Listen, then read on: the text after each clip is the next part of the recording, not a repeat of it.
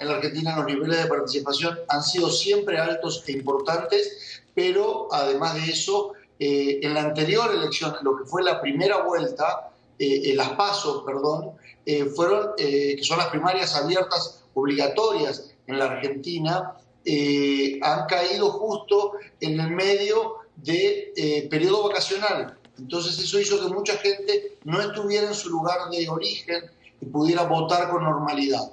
En este caso hubo una votación masiva y quedó bastante claro en contra de la tendencia que mostraban todas las encuestas que se daban en la Argentina, encuestas pagas por el oficialismo o pagas por la oposición, que en la Argentina la gente quiere un cambio después de 12 años de gobierno kirchnerista, primero con Néstor Kirchner y luego con su esposa, Cristina Fernández de Kirchner, dos gobiernos. Entonces, ha quedado claro que una buena porción de la ciudadanía ha elegido por Mauricio Macri, quien es el candidato de la centro-derecha en la Argentina y que ha aglutinado en torno a un 35-36% de los votos, apenas a casi 3 puntos debajo de Daniel Scioli, el candidato del gobierno, que si bien quedó primero, quedó bastante complicado para esta segunda vuelta. ¿Por qué complicado? Porque hubo otro importante porcentaje de votantes, más de 5 millones de argentinos, que se inclinaron por Sergio Massa, la tercera opción dentro del peronismo, y un peronismo díscolo, un peronismo enojado con el kirchnerismo, que votó en contra también. De modo que ha sido mayoritaria la gente que votó en contra del gobierno nacional, o sea, en contra del candidato del kirchnerismo, Daniel Scioli, que salió primero, fue la principal opción para los argentinos, pero no logró la mayoría de votos, ni tampoco logró superar el 40% de los votos, más el 10% de diferencia sobre su contrincante. Por eso, en pocos días más, en noviembre, tendremos nuevamente elecciones para determinar el presidente de la Argentina. Son el 22 de noviembre, tengo entendido, Rodrigo, ¿no? Exactamente, el domingo 22 de noviembre elegiremos entre Daniel Scioli, el candidato del Frente para la Victoria, que representa, como decía, al kirchnerismo, y Mauricio Macri, el candidato de centro-derecha en la Argentina, que gobierna actualmente en la ciudad de Buenos Aires y que tuvo una gran elección, producto que consiguió un hecho histórico. Fue por la provincia de Buenos Aires. Recordemos que la provincia de Buenos Aires es en la Argentina el 37% del electorado nacional. Es decir, allí se define buena parte de la batalla electoral entre las partes. Mauricio Macri y Daniel Scioli se batirán en esta elección del 22 de noviembre. Rodrigo, ayer hubo una cadena nacional. Háblame un poco de eso, porque parece que la presidenta Cristina Kirchner no felicitó a nadie, no tocó el tema. Hubo algunas características ahí que yo creo que podríamos comentarlas, ¿no?, de esa cadena. Sí, claro. Bueno, primero mantuvo 4 días de silencio después de las elecciones. Un hecho bastante inusual en una presidenta que nos tiene acostumbrados a hablar frecuentemente, incluso por cadena nacional, al punto del exceso. Hay quienes critican fuertemente esa enorme cantidad de cadena nacional que ha realizado durante su mandato. Lo cierto es que la presidenta sí eligió el camino de felicitar a la victoria de Cambiemos, liderada por el PRO y por el Partido Radical en la Argentina especialmente, en la provincia de Buenos Aires, en manos de una mujer, María Eugenia Vidal, una joven mujer que llega a la gobernación por primera vez en la historia argentina. Una mujer gobierna el principal distrito en peso electoral del país. Una provincia compleja, difícil, porque tiene un costo operativo muy alto, tiene una densidad poblacional muy alta, y eso genera enormes dificultades. Felicitó a ella por ser una mujer que llega a ocupar justamente el sillón de la gobernación de la provincia de Buenos Aires. Luego se excusó de no haber hablado antes, producto del aniversario del fallecimiento de su marido, que justamente se dio el día lunes de esta semana. Por otra parte, la mayor particularidad que tuvo esta cadena nacional de la presidenta tiene que ver con no haber justamente hecho referencia con nombre y apellido a su propio candidato. No nombró en el largo rato que habló ante las cámaras a Daniel Scioli. No lo nombró ni una sola vez y tampoco lo tuvo a su lado durante este acto para todos los argentinos. Entonces, hace suponer que la presidenta habló de la necesidad de preservar el proyecto de país, de conservar el proyecto de país, de votar en contra de Mauricio Macri, pero no dijo abiertamente voten por Daniel Scioli, que es lo que muchos hubieran esperado en esta elección. Dio toda la sensación de que buscó una salida elegante ante este trago amargo que le tocó al kirchnerismo en estas elecciones. Hay que decirlo, el kirchnerismo ganó las elecciones en primera vuelta, pero para esta segunda vuelta, si se unen las voluntades que no votaron al kirchnerismo, da toda la sensación de que la Argentina elige un cambio. Rodrigo, vamos a ir a un corte muy pequeño y al regreso vamos a hablar un poco de eso, cómo se van a mover las tendencias para la segunda vuelta. Pero además, yo quiero que tú me hables un poco de qué tiene que perder el kirchnerismo con esto, ¿no? Te lo pregunto porque, por ejemplo, en Venezuela, esta gente que está en el poder se aferra tanto porque tiene que perder mucho, la libertad, por ejemplo. No sé si pudiste ver unas declaraciones en una interpelación que el senador Bob Meléndez aquí en Estados Unidos le hace a Thomas Shannon y le recuerda que esa reunión que tuvo con Diosdado Cabello fue inadecuada porque Diosdado Cabello está siendo investigado por narcotráfico en los Estados Unidos. Eso fue hoy. Entonces, ¿qué tiene que perder? Porque en Venezuela no salen del poder porque tienen todo que perder. Pero ¿qué tiene que perder el kirchnerismo aparte, por supuesto, del poder, ¿no? Sí. En Argentina. Al regreso vamos a hablar de eso. Estamos con Rodrigo Conti, periodista argentino. Ya volvemos.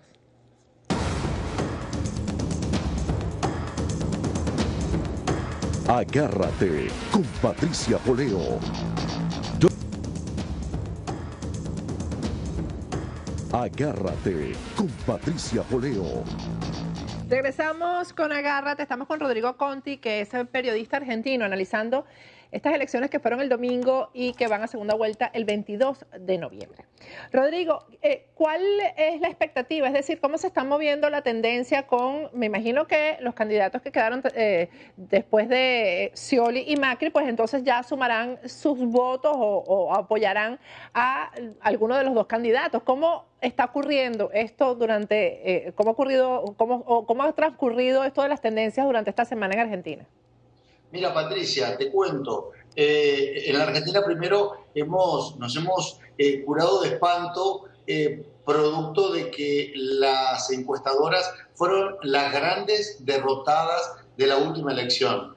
Todas las encuestadoras, incluso las del propio Mauricio Macri, incluso la de la propia oposición, daban entre 7, 8 y 10 puntos de ventaja a Daniel Scioli en la elección de primera vuelta. Es decir, hoy nos cuesta muchísimo creer en los primeros sondeos que aparecen. Ahora, hecha esta aclaración, hay que decir que la gran mayoría de las primeras encuestas que se han realizado tras la primera vuelta y ya de cara al balotaje dan una ventaja de entre 4, 5 y 6 puntos a Mauricio Macri, el candidato de la oposición.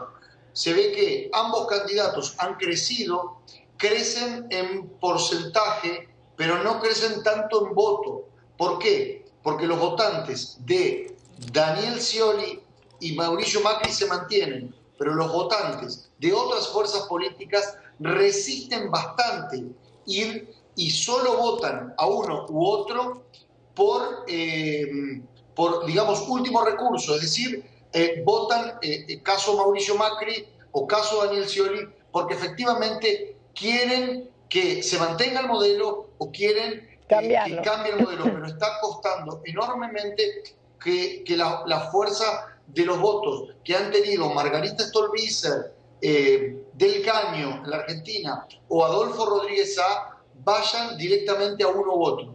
Los votos de Sergio Massa aparentemente son votos que son los votos mayoritarios, más de 5 millones de votos en Argentina están yendo de algún modo a Mauricio Macri, pero pertenecen al peronismo, de modo que son votos que cuestan, votos que no resultan fácil de sumar para el líder del PRO, para el jefe de gobierno de la ciudad de Buenos Aires, Mauricio Macri. Claro, porque estamos hablando de un cambio de sistema. Hasta último momento. Hoy la tendencia está favorable al candidato de Cambiemos, Mauricio Macri. Mauricio Macri. Rodrigo, la pregunta que te dejé al aire, ¿qué tiene que perder el kirchnerismo además del poder? Tiene que perder el poder desde ya, desde luego, pero además también esto que vos planteabas que sucede en Venezuela y que sucede con muchos gobiernos del mundo. Hay varias causas en la Argentina. Una contra el vicepresidente, Amado Boudou, que está procesado incluso por la compra extraña particular, la operación muy particular en torno a una empresa de impresión, Chicone Calcográfica, aquí en la Argentina. Pero por otro lado, la propia presidenta también está investigada en una causa que se llama la causa Otesur, que tiene que ver con el posible desvío de fondos públicos para, vía una triangulación, llevar dinero a una empresa familiar de la presidenta. Esto, por supuesto, preocupa al gobierno nacional y a los principales protagonistas del gobierno, que saben que pueden empezar a pasear por los tribunales. No así si gana el candidato del kirchnerismo. Eso les da una mayor tranquilidad. De cualquier modo, me parece que la pérdida del poder por sí mismo es para el peronismo en la Argentina, en este caso el kirchnerismo, quizá el mayor dolor de cabeza que pueda tener hoy el Frente para la Victoria o el kirchnerismo. Rodrigo, ¿y este resultado echa por tierra esos rumores que había o esa preocupación de que pudiera haber fraude en las elecciones? Sí, bueno, yo te lo había dicho la anterior vez, Sí. Ha quedado claro, quedado muy claro que efectivamente hoy el sistema electoral en la Argentina es notablemente más seguro que en otras partes del mundo y es notablemente más seguro que el histórico sistema electoral en la Argentina. Hoy hay muchas miradas puestas. Primero, la Argentina tiene enorme peso, digamos, de los sistemas de contralores. Es decir, en la Argentina funciona la libertad de expresión, yo te lo había dicho en otra oportunidad. Sí. Aunque el gobierno resista y el gobierno haya creado todo un aparato paraoficial de difundir sus noticias y demás, hay periodismo crítico en Argentina con enorme capacidad de penetración en las audiencias. Y hay un poder judicial que, si bien por una parte es amigo del gobierno, hay otra parte que es muy crítico de este gobierno y que hace valer y que marca el territorio y que dice, bueno, hasta aquí los dejo llegar, no pueden seguir avanzando. Me parece que eso hace suponer, y ha quedado muy claro, que en la Argentina de hoy, especialmente en un proceso electoral como este, no hay que desconfiar de que lo que vemos como resultado es lo que efectivamente la gente votó. Bueno, Rodrigo, te vamos a molestar antes del 22, ya sabes. Claro que sí, será un gusto. Muchísimas gracias, porque además eres bien objetivo. Gracias. Muchas gracias, Patricia. Hasta luego. Bueno, lo escucharon ustedes antes de las elecciones de la segunda vuelta, que es el 22 de noviembre. Vamos a volver a tener aquí al periodista Rodrigo Conte. Vamos a ir un corte. Al regreso vamos a tener ya a Iván Ballesteros, plomo parejo, aquí en el programa. Y vamos a comentar todas estas cosas que han ocurrido, estas declaraciones el día de hoy del senador Bob Meléndez, que le dijo a Thomas Shannon, o le hizo ver lo inconveniente de la reunión que Thomas Shannon tuvo en una oportunidad con Diosdado Cabello, y le recordó que Diosdado Cabello está siendo investigado por los organismos de inteligencia en los Estados Unidos. Al regreso vamos a hablar de todo esto y el fiscal Franklin Nieves, que ya lo ha entrevistado, pues yo creo que está hasta en las comiquitas, porque ya no haya más que decir. Al regreso vamos a conversar de todo eso con Iván Ballesteros y cómo está la situación militar en Venezuela.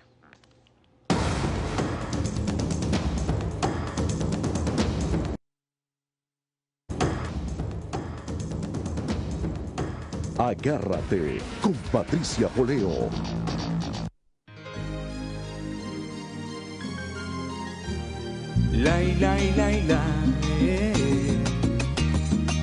Despierta Venezuela, yo sueño volver a verte libre y altiva, y que la razón se imponga ante la violencia, que caigan los que han violado toda tu esencia, que salga el sol y que se termine esta pesadilla. Hay que admitir los errores y abrir los ojos, mas nadie puede sacarnos de las tinieblas. Basta de mirar los toros desde la barrera, lo que está en juego es nuestra nación. Despierta Venezuela, no te dejes engañar, son vacías sus promesas, bien lo sabes. Su tiempo se ha acabado y no hay más chance. Lo pasado es pasado y hay que ir hacia adelante. Despierta Venezuela por el sueño de Simón. Despierta. Recobra tu destino de grandeza. La frente bien en alto y luchando con valor, pues mereces un futuro mejor.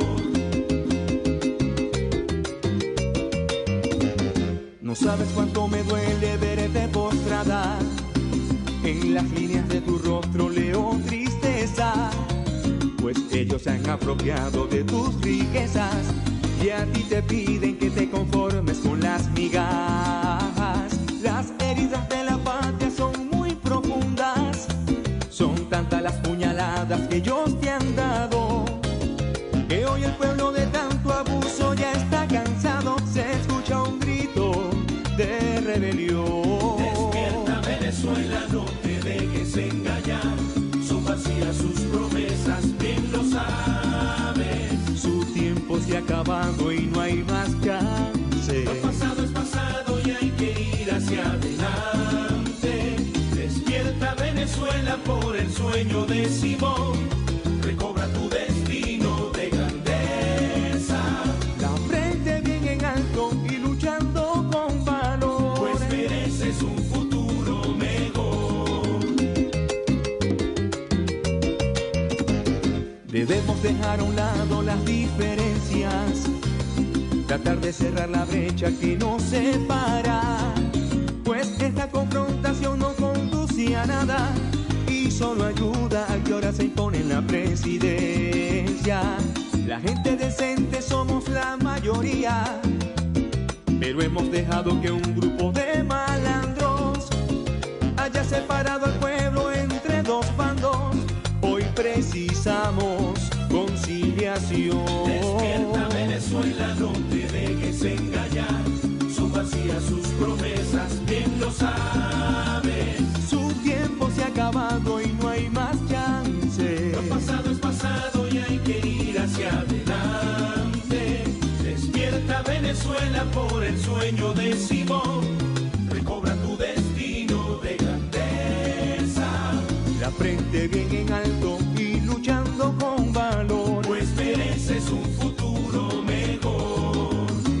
La frente bien en alto y en la mano el tricolor, respetando la virtud y honor.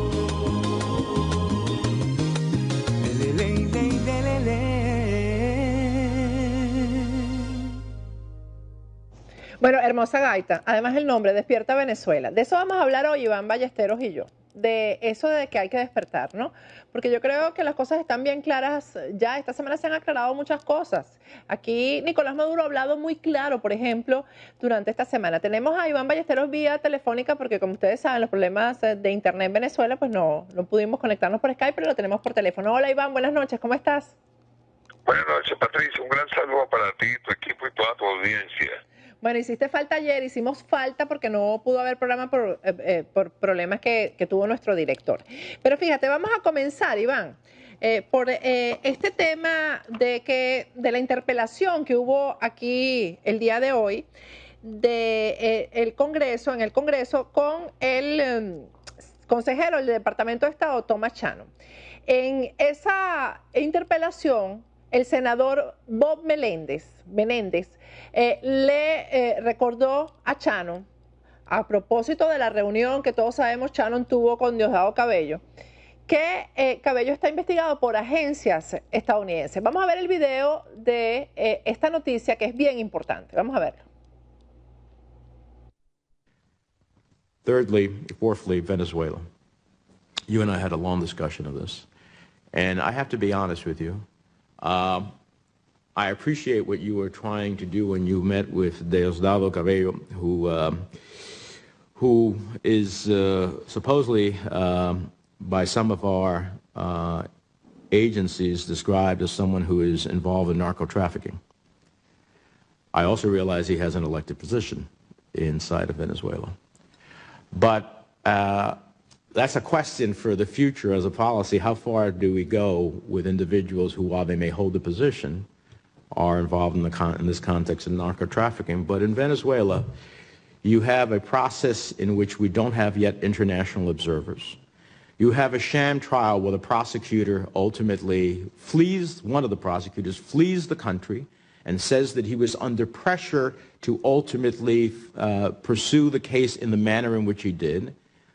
Lopez is convicted in a sham trial, I think 13 years in jail.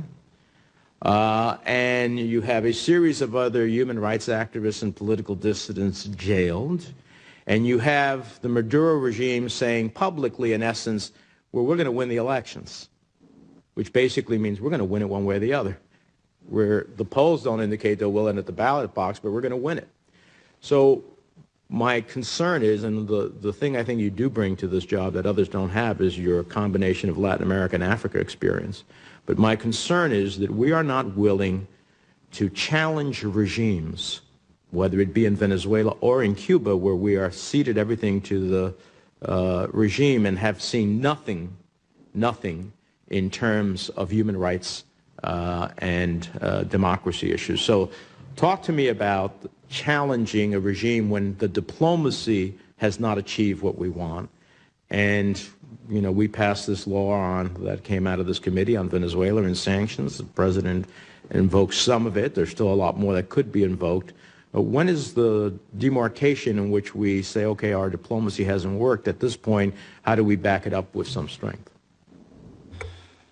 Thank you very much, Senator. And let me thank you for your tremendous commitment to Latin America and also to the State Department and diversity within the State Department. It's been an important motivator for us, an important driver of how we shape the diplomats of the future. And in regard to Venezuela, we did have a good conversation yesterday, and I appreciated the conversation, and I appreciated your point of view. I understand it, and I appreciate the concerns that others have expressed. As we look at what's next in Venezuela, so much of our own relationship with Venezuela will depend on what happens around the legislative elections and what happens around the issue of political prisoners. When I met with Diosdado Cabello, as I noted to you earlier, it was with the purpose, first of all, of winning from them an electoral date for legislative assembly elections, which we thought was important and essential, first of all, to create a political process that would allow the Venezuelan people to express themselves, but also to begin to create a larger environment for dialogue inside of Venezuela. Its secondary purpose was to save the life of Leopoldo Lopez, who at the time was in the fourth week of a hunger strike. And we were looking for an action by the Venezuelan government that would convince Lopez to come off his strike. We believe that Lopez, along with the other political prisoners being held, are an essential part of a broader solution to the kinds of internal challenges that Venezuela faces today. And we will continue to advocate for his release as we have done over time. It should be noted that as we have engaged with Venezuela, we have never backed off our criticism of Venezuela regarding some of its political behavior and activity. And we've expressed our concern about the politicization of the judiciary and the continued holding of political prisoners. And we will continue to do so. As we look towards the elections, the ability of the elections to be perceived as free elections and the vote count is valid is going to be a very important part of how we manage the next step in the relationship. And in that regard, the legislation that you worked on and that other members of this committee and Senate worked on will be an important tool for us, and we will use it if necessary. I hope you use the tool. I look forward to supporting your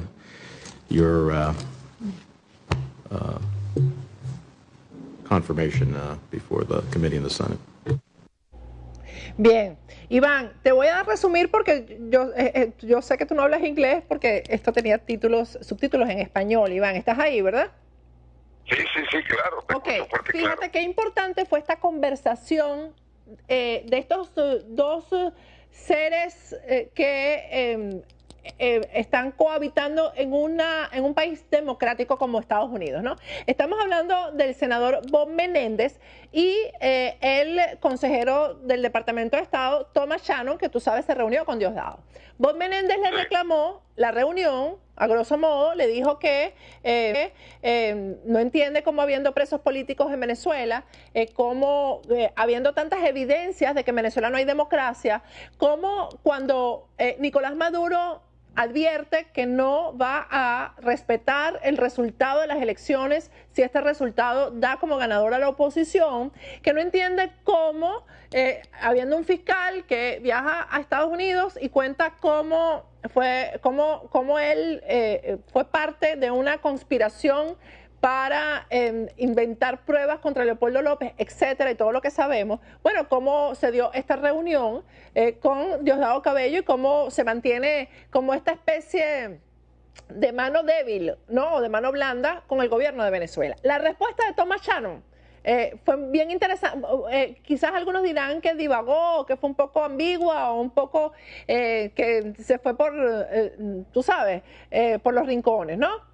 Pero dijo algo muy importante, que las relaciones con Venezuela van a depender del resultado de las elecciones. Habló, se excusó diciendo de la reunión con Diosdado, diciendo que en esa reunión se hizo para lograr una fecha de las elecciones, que hasta ese momento no se había dado la fecha de las elecciones, y sobre todo para encontrar una vía de manera que Leopoldo López suspendiera la huelga de hambre, que ya tenía 4 semanas en ese momento, ¿no? Dijo que era muy importante cómo fue el resultado, cómo se desarrollen las cosas en función de las elecciones del 6 de diciembre. Fíjate, esto pasa el día de hoy, cuando tenemos todavía el eco de las declaraciones de Nicolás Maduro, que dice que él, lo dice bien claro, Iván, si la oposición gana las elecciones, la revolución no va a entregar. Sí, bueno, fíjate, al respecto yo te digo lo siguiente. Primero, Nicolás Maduro se está quitando la careta por parte, ¿no? Al dar ese tipo de declaración. Yo creo que Nicolás Maduro debería quitarse la careta completa y declararse dictador de una vez, porque si él piensa así y dice lo que va a hacer, entonces ¿para qué va a hacer unas elecciones? Unas elecciones que él sabe que la tiene perdida y que él no quiere salir del poder, y ya cuando dice que no lo va a entregar, entonces no estamos hablando de una actitud demócrata de un presidente, estamos hablando de la posición o la decisión que tomó un dictador que se ha escondido detrás de la democracia, de la fachada democrática que tiene el país, de las leyes, de los reglamentos, para seguir haciendo lo que le da la gana. Pero aquí es donde yo te digo que los venezolanos, así como estabas hablando tú cuando me llamaste, que deberían despertar. Aquí primero todos los ciudadanos debemos despertar. Si bien tenemos la intención de votar, vamos a votar con una condición de hacer respetar la decisión popular, la decisión de la mayoría. Y si esa decisión no se respeta, entonces yo creo que aquí tiene que reaccionar todo un pueblo. Aquí es donde vamos a ver si el pueblo en verdad quiere democracia y acabar con esta situación y reacciona de una manera contundente, donde los líderes también tienen que ponerse los pantalones largos y de liderizar las protestas que se van a dar en la calle, porque no puede ser que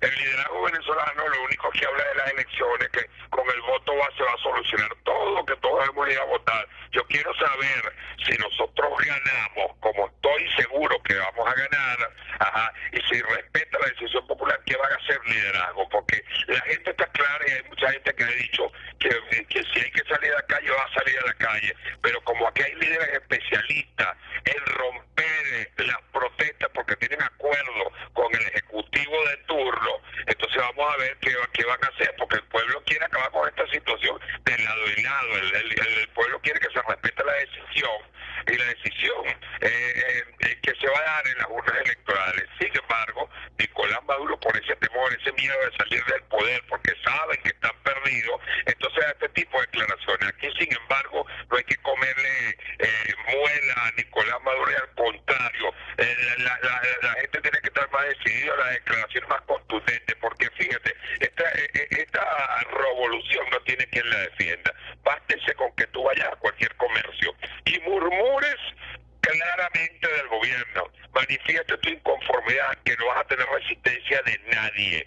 Si hay algún chavista, lo máximo que puede hacer es quedarse callado, pero no te contestan, porque la situación es indefendible, Patricia. Aquí ya nadie le cree ni a Nicolás Maduro, ni a Diosdado Cabello, ni a nadie en este régimen. Diosdado Cabello otro también te está diciendo que él no va a entregar, pero no van a entregar porque tienen rabo de paja, porque saben que los primeros presos tienen que ser ellos, porque han pisoteado la Constitución, han saqueado a este país, han irrespetado las instituciones y manejan esto como si esto fuera una hacienda particular de ellos. Mira, Iván, vamos a ir un corte, al regreso vamos a hablar, yo me imagino que tú no viste el programa donde yo difundí una comunicación que el general de brigada José Miguel Jaimes Vivas le envía a varias direcciones del ejército, el componente ejército. Al regreso las vamos a volver a ver en pantalla y vamos a leerla, Iván, para que tú me digas tu opinión, porque hay ya demasiado malestar y demasiado rumor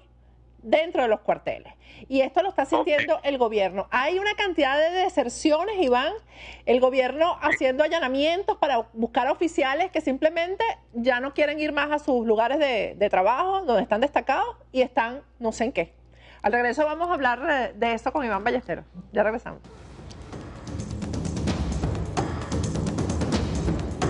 Agárrate con Patricia Poleo. Agárrate con Patricia Poleo. Regresamos con Agárrate. Aprovecho para recomendarles que la semana que viene no se pierdan ni un solo día el programa. Agárrate va a estar, pero de premio de lunes a viernes, porque la semana que viene vamos a tener entrevista con el expresidente de Ecuador, Lucio. ¿Cómo es que se llamaba Lucio? Se me olvidó el apellido de Lucio. Bueno, vamos a tener al expresidente de Colombia, Álvaro Uribe, Lucio Gutiérrez. Al expresidente de Colombia, Álvaro Uribe. Pero además vamos a tener revelaciones en el ámbito militar venezolano que ustedes no se imaginan. Información sobre narcotráfico que ustedes no se imaginan. Así que la semana que viene no se pierdan este programa. Iván, estás ahí en línea, ¿verdad? Sí, claro. Ok, fíjate, Iván, una comunicación del general de brigada José Miguel Jaimes Vivas llegó a nuestras manos. Vamos a verla en pantalla y yo se las voy a leer.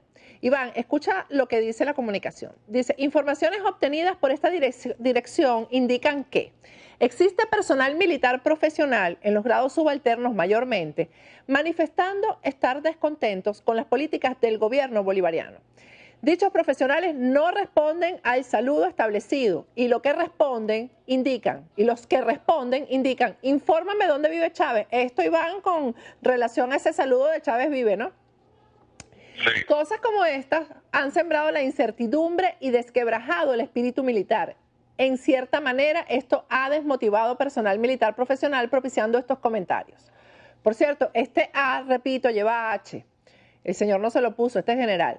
Fueron enviados varios mensajes a los correos del personal militar profesional desde el email FFAA, que es Fuerza Armada Nacional, today@gmail.com, en donde están realizando una encuesta digital.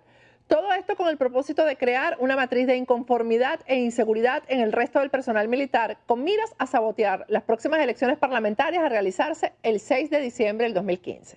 Por medio de las diferentes redes sociales y mensajes telefónicos, personal militar profesional de la FAM en todos los grados y jerarquías están siendo invitados a descargar el siguiente link, y ahí hay un link que aparece en pantalla.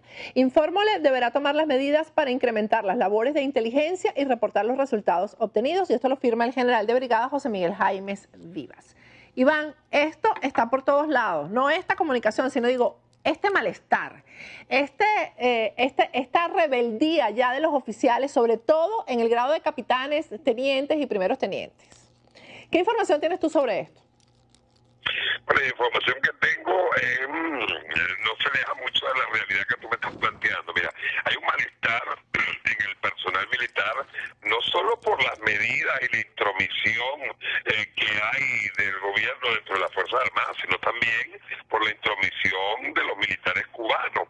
El personal está descontento por las medidas que está oprimiendo a todo el pueblo venezolano. Y cuando te estoy hablando de pueblo, te estoy hablando de ese pueblo uniformado que también está sufriendo las situaciones de inseguridad, de escasez, de abuso, de irrespeto a los derechos humanos, de intromisión dentro de la institución militar. Entonces, esto ha traído como consecuencia que los militares dentro de la organización militar se requebrajó la disciplina, la subordinación y la obediencia, que son las bases fundamentales en las cuales descansa la Fuerza Armada, y ha traído situaciones que el gobierno ha querido tapar, como lo que ha pasado en varios cuarteles y específicamente en la brigada blindada, donde un grupo de militares manifestaron su inconformidad, empezando por el comandante del batallón, y la respuesta del gobierno fue mandar la Guardia Nacional, lógicamente una unidad del ejército. Bueno, los oficiales se pusieron peor y no dejaron entrar a los efectivos de la Guardia Nacional. Después, entonces, el gobierno intentó aplacar, tapando la realidad de lo que estaba pasando, desviando la información. Entonces mandó representantes del SEBIN y mucho menos lo dejaron pasar. O sea, aquí hay una situación que parecía a una olla de presión, que si le saca la válvula de presión, esto va a estallar. Y yo creo que se va a repetir la historia del año 58, donde los militares se van a unir con el pueblo, porque como ellos también quieren que haya un cambio democrático, pacífico, que se respete la decisión popular. Bueno, yo creo que estas elecciones, aquí el gobierno tiene un hueso duro de roer, porque yo creo que los militares se van a poner del lado del pueblo y van a hacer que se respete la decisión popular. Si no sucede algo más, y yo te apuesto que si aquí se generan protestas por el fraude que está tratando de imponer el gobierno nacional, vamos a tener gente en la calle y vamos a encontrar una situación donde los militares no van a arremeter contra la ciudadanía, exceptuando la fuerza, la Guardia Nacional, que se ha convertido en la suerte de esbirro de este régimen y que se han prestado para todas las triquiñuelas, trampas y abusos que se cometen en el país. Eso no está sucediendo en la Fuerza Aérea, eso no está sucediendo en la Armada, y el ejército ha reaccionado, porque el ejército estaba dividido, pero ahora ha reaccionado porque se han dado cuenta que este gobierno no tiene bases sólidas ni tiene nada que defenderle. La situación de inestabilidad que hay dentro de las Fuerzas Armadas es la misma inestabilidad que hay en el pueblo, con la diferencia que los militares tienen armas y el pueblo no. Entonces no te extrañe que en algún momento, por alguna situación que se presente, por presión por parte del gobierno, estos militares van a tener que reaccionar. Y si el 6 de diciembre el gobierno trata de imponer la violencia con los colectivos y con la gente de la Guardia Nacional, aquí va a haber una situación bien fuerte, porque el pueblo se va a volcar a la calle y aquí las Fuerzas Armadas van a tener que ser leal con el pueblo y cumplir su juramento. Tienen que ponerse del lado de la gente, porque la institución armada perdió credibilidad, perdió respeto, perdió respaldo por parte del pueblo, y para recobrar todo eso tiene que ponerse del lado de la ley, del lado del pueblo, y hacer respetar la Constitución, porque para eso ellos juraron el día que se graduaron, en defender la patria, sus instituciones y la soberanía nacional. Y todo eso lo ha pisoteado este gobierno y el de Chávez. Bueno, además ya Maduro ha dicho en varias oportunidades, tenemos por cierto un sonido, pero ya no tenemos tiempo de ponerlo, el 6 de junio, donde dice que no se va a reconocer el resultado. Lo dijo recientemente, ayer también, Iván. O sea, ya pero recuérdate que él es un bocaza y a la hora del té sale corriendo. Acuérdate, claro, pero han hablado claro. Él aterrizó por Cúcuta. Pero han hablado, él está hablando claro, Iván, él está diciendo la verdad, y además con esta crisis que hay, y ya eso fue una de las cosas que se discutió en el Congreso. Él tiene que decir eso, Patricia, porque él no tiene mañana, él no tiene respaldo, no tiene credibilidad, y él tiene que aferrarse a como dé lugar al poder, pero él sabe que lo que está diciendo no lo va a cumplir y no tiene con qué va a hacerlo. Si la misma base chavista tan inconforme con las decisiones que ha tomado últimamente, que lo que hace es poner contra la pared a todos los ciudadanos. Bueno, Iván, no te vayas a perder el programa la semana que viene porque vamos a tener a Álvaro Uribe, vamos a tener Puro Lomito, Lucio Gutiérrez y vamos a tener un tubazo en materia militar en Venezuela que no te lo puedes imaginar, Iván, pero yo te lo voy a decir a ti y te lo digo a la calladita después.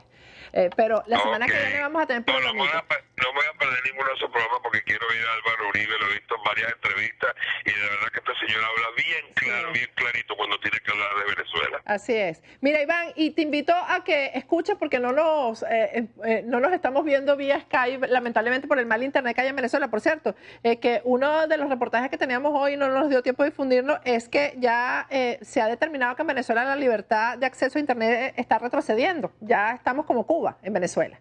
Y por eso sí, Iván no tiene internet más lento de toda América Latina. Así es. Iván, el sonido, bueno, yo digo que esa ha sido la declaración o la confesión más importante de la semana. No es ni siquiera la del fiscal Franklin Nieves, es la que vamos a ver a continuación. Vamos a verla. La del presidente Maduro diciendo lo que tiene de cerebro. Vamos a verla.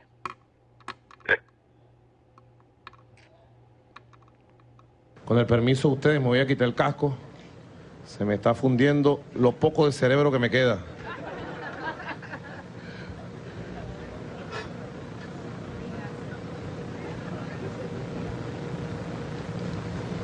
Maduro reconoció que le queda poco cerebro, van a declarar los tipos. Como no tienen más nada que decir.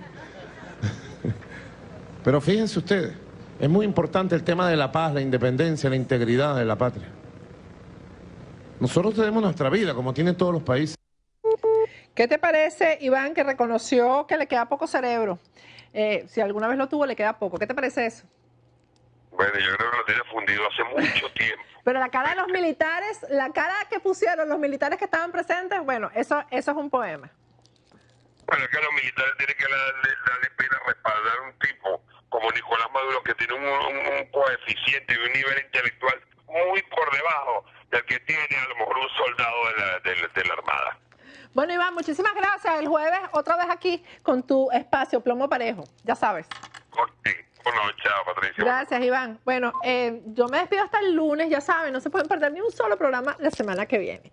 Recuerden, mañana es Día de Brujas, así que a disfrazarse. Yo me voy a disfrazar de fiscal arrepentido. Yo me despido hasta el lunes y recuerden que el cuidado del cabello solamente se pone en manos de expertos. Calogero Tramonte es el mejor del sur de la Florida. Su página web es www.tured.com. Por la página web hacen su cita y su teléfono es 954-732-1485. Y los accesorios que luzco en el programa son todos diseñados por Jackie Rosenthal.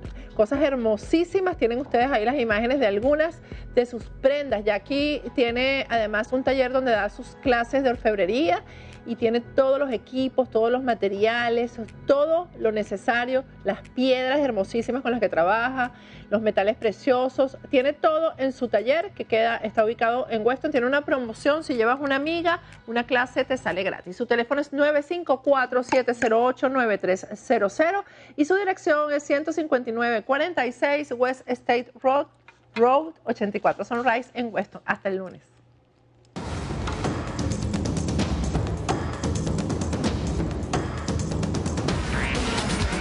Patricia Poleo en Agárrate, opinión estremecedora.